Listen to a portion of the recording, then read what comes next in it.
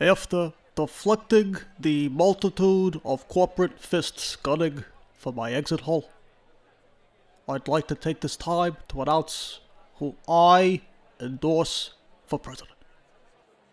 Some of you will be shocked by my endorsement. Others might agree with me. But let's make one thing perfectly clear. I no longer give a fuck. Just like the mythological sea monster, the Kraken, the establishment has shown time and time again that they will do whatever they can to maintain the stranglehold from its deep state tentacles. Well, Mr. Calamari, the tide has turned. Now the gloves come off, and now I'm tossing my moral compass with the bathwater.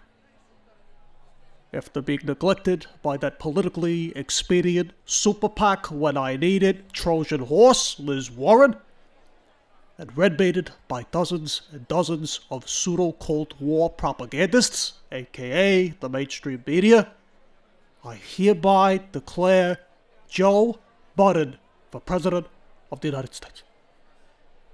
Now I understand it's a controversial decision, but Joe is a good friend of mine. Not to mention, he's African American, and he's got more street cred than your average Joe. What do I mean by that?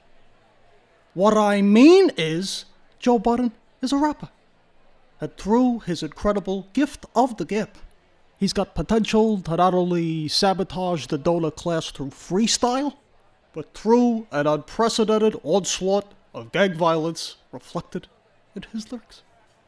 The oligarchs and the army of subservient millionaires who lobby in the front lobby of the executive mansion, they can expect to be put on blast via a diss track. And correct me if I'm wrong. When there is beef, someone must get roasted.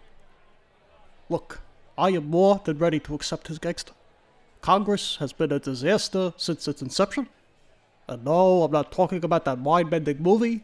Believe it or not, that plot is much easier to understand.